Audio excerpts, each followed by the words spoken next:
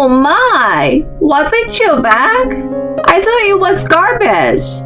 I'm so sorry about that. My mother-in-law threw away my bag. I was stand at the side of it in the trash can, mixed in with piece of vegetables and meat. It was badly cut up and disfigured. I could see the utter malice in it. Well, all your belongings are like trash anyway. What's the big deal? I couldn't bear to see you leave your garbage at my front door. As a mother-in-law, I couldn't overlook it. You should be thankful to me. What have you done? It was a bag that I had been treasuring. My husband bought it for me for my birthday. That wasn't it. There were $10 million in it. My name is Chelsea. I'm a housewife. When I got pregnant with my husband Philip, we got married. It was a shotgun wedding. Our daughter Lisa will be 5 years old this year. We have very loving and caring family dynamics. Basically, I'm living a happy life. Except for one thing. That is my mother-in-law's bullying. When my father-in-law passed away a few years ago, my mother-in-law Kate decided to sell the house and moved in with us. In the beginning, she was humble and appreciated everything I did for her. Within a year, her true nature began to emerge. She lectured me about the importance of being frugal and complained that I spent too much at every opportunity. My family depended solely on Philip's income. He earned more than most people his age. We had enough money to live a comfortable life as long as we didn't splurge.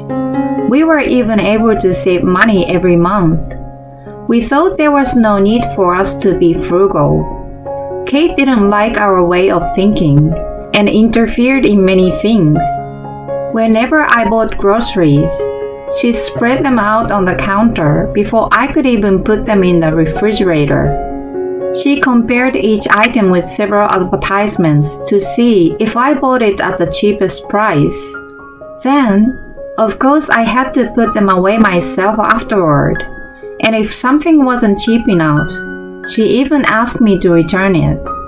Since she had been researching the prices so thoroughly, she was able to calculate the total cost of the dishes I cooked. She complained about the high cost per dish, the waste of electricity with the way I cooked, and other tedious details. I once rebelled against her, but she threw all the food in the pot into the trash. It's your fault for not obeying me, that all the food went to waste. I was illogically blamed, but she was so fierce that I gave up. It was not only about the family budget that she complained about, but also about my personal expenses. If I bought new clothes, "You don't need these beautiful clothes. Wear what you already have until they become tattered."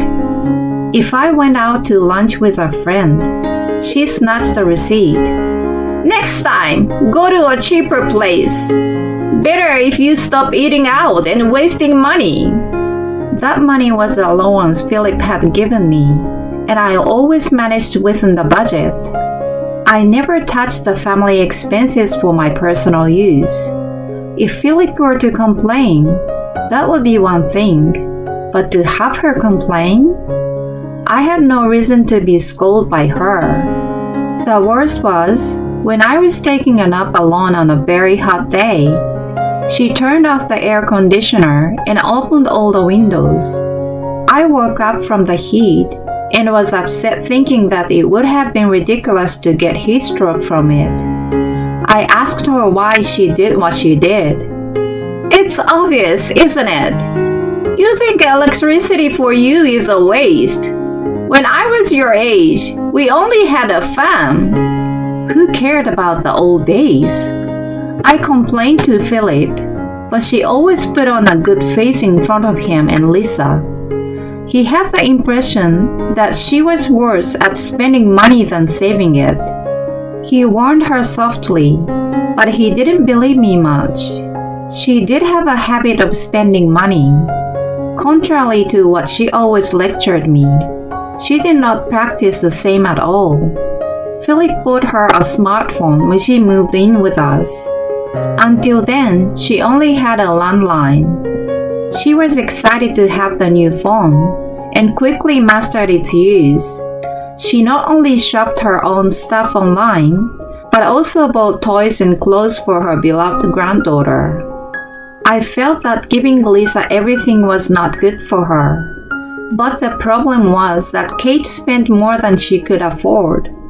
She had a pension, and on top of that, she received an allowance from Philip just like me.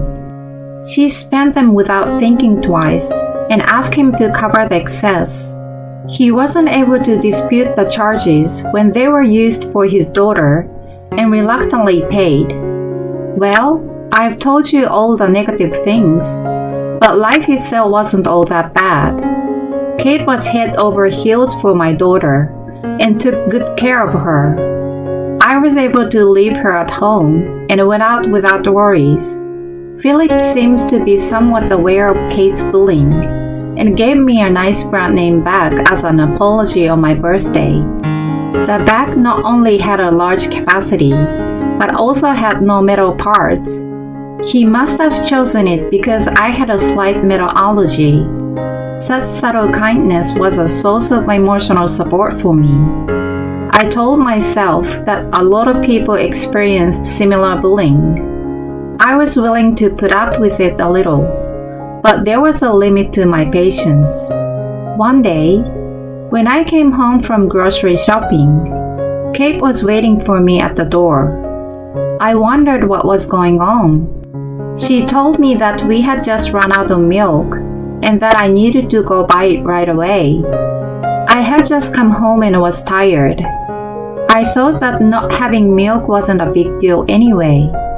Can I do it tomorrow? Her face turned red at my question. What are you talking about? I'm telling you to buy it now because it's on sale only today. Don't you even get that? Stop complaining and go run. She wouldn't have backed down even if I tried to reason with her. So I had no choice but to go back out. Everything I bought earlier was okay to leave there. I didn't buy anything that needed to be refrigerated right away. She was going to check them one by one anyway, so there was no need to put them away. I grabbed my bag and opened the front door. Wait a minute! I was about to leave when she stopped me. I thought she would tell me to tidy up first, but it was something else. You don't need to carry such a heavy bag just to go buy some milk, do you? You'll just get tired. Leave it behind. The bag that Philip gave me was so convenient that I used it regularly. Because of that, I left all kinds of things in it, and it was indeed getting heavy. I wondered if she was showing a little care for me. I was a little skeptical, but I did as I was told and left my bag behind. The milk on special sale was not yet sold out, and I bought some. On the way back, I thought that buying things we didn't need was a waste of money. When I returned, all the groceries that had been scattered earlier had been cleaned away. The only people in the house were Kate and Lisa. Since a 5-year-old couldn't clean up everything, it was inevitable that Kate had done it. I thought it was unusual. I needed to check my phone, which I had left in my bag. My bag was missing. Kate must have taken it inside. I looked around and found the contents of my bag scattered all over the dining table. I guess that Kate might have overturned the bag because it was too heavy for her. It was still missing though. As I was looking around to see if she had put it on the floor, Kate appeared from her room. I put away the groceries you left at the entrance. I'm in a good mood today. You should thank me. Thank you. I was about to ask her where my bag was, but she mentioned something strange. I also got rid of the kitchen garbage that was left with the groceries. I'm really ashamed that I have a daughter-in-law who can't even clean up after herself. I didn't want a mother-in-law like you. I muttered in my mind while I focused on the word garbage. There was no way I would have left such a thing at the entrance. We did have a trash can for food scraps just outside of the kitchen door. No matter what, I couldn't have left it at the front door.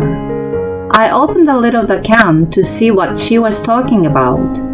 Even luxury brand goods are no better than food scraps if a woman like you has them in her possession. As a mother-in-law, I can't leave food scraps at the entrance. That's why I made sure to put it in the trash can. I found my cut-up bag mixed with scraps of vegetables, meat, and last night's leftovers. What a mess she had made. I knocked over the can and scattered the contents out. Then I tried my best to remove the pieces of my bag that had been chopped up. She grinned and looked down at me. Oh, that's just pathetic, going through the garbage. I told you to save money, but I didn't tell you to go that far. I'm sure Philip would be disgusted to see his wife like this. I glared at her. There were 10 million in that bag. She flinched a little, but she shook her head and denied my statement. Liar! There is no way that bag contains that much money. Besides, even if it did, your wallet is on the table. I ignored her fussing and kept going through the garbage to find the pieces of the bag and the scattered pieces of paper. The 10 million was a homemade check given to me by Lisa. She had seen Kate scolding me to save money and thought that if I became rich, I wasn't going to be bullied. She gave it to me on my birthday. I kept it in my bag along with a birthday card as lucky charms. I was able to retrieve a few pieces of the card, but it was cut into tiny pieces with great care. I was hoping to somehow put them back together, but they were soaked in water from the garbage. There was nothing I could do. I was so desperate that I didn't notice Lisa standing behind me. I turned around and kept apologizing to her. I'm so sorry. The birthday card and the check you gave me are gone. I was so happy when you gave them to me. You worked hard to make them. Hearing me, Kate finally understood the situation. She regained her composure, feeling relief that she had not thrown away the actual money. Poor Lisa, your mommy is the worst. She easily disregards gifts from her daughter. Leave the bad mommy alone and let's play with Nana. She took the opportunity to make me look like the bad guy. The true culprit was right in front of our eyes. I could have just said so, but the guilt and the fact that I didn't take good care of them made my mouth clamp shut. Then Lisa, who was standing in front of me, spoke up. I saw you, Nana. I know Nana cut Mommy's back with the scissors. While I was out to buy milk, she witnessed everything. Not realizing, Kate must have been joyfully cutting up the bag. Kate was visibly unsettled and was about to excuse herself, but Lisa shouted first. I hate you, Nana! She cried out loud, throwing the toys Kate had bought. The word hate must have stabbed Kate so deeply that she collapsed to her knees. I too exposed with emotions that had been holding back and wailed like a child. Philip returned to such a scene. He freaked out and ran up to us. Then I explained what had happened. He saw the pieces of the bag and Lisa's present all messed up and finally understood the extent of Kate's bullying. I didn't realize that you have been through more than I could ever imagine. I'm sorry.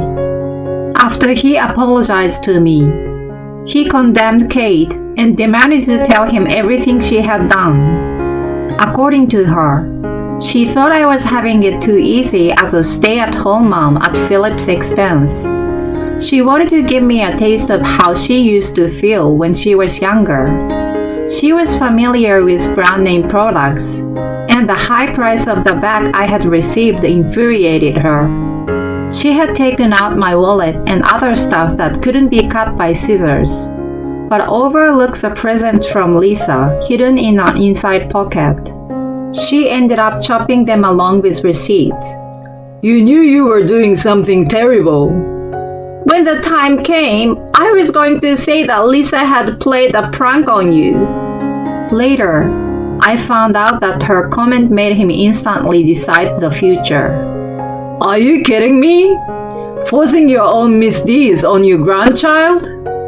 It's not good for Lisa's education, and we can't have such a person in our house.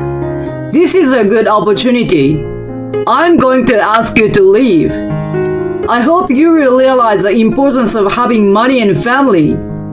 Then he turned to Lisa and me. From now on, the three of us will live happily as a family. We don't have to force ourselves to save any money. We'll have one less person. We can live more luxurious and comfortable lives than ever before. Kate cried aloud behind him, but the decision was never overturned. A week later, Kate moved into a studio apartment that Philip had provided. It was equipped with a bare minimum of appliances, but the room looked old and haunted. We didn't want her to be kicked out and come back to us, so Philip agreed to pay only the rent and nothing more. If she wanted something, she needed to work and enjoy saving money as much as she would like. She now lives a frugal life, working at a job for seniors, and is not able to spend as much money as she used to. She's also on the cheapest phone plan and is using a simple cell phone. When she's at home, she apparently has a lot of free time on her hands. It would be bad if she were to fall ill or something, so Philip goes to check on her once a month. She keeps asking him to bring Lisa with him, so she could spend some time with her. Lisa refuses to see her, and there's nothing we can do about it. The black sheep is gone, and the three of us are living a slightly richer and much happier life together.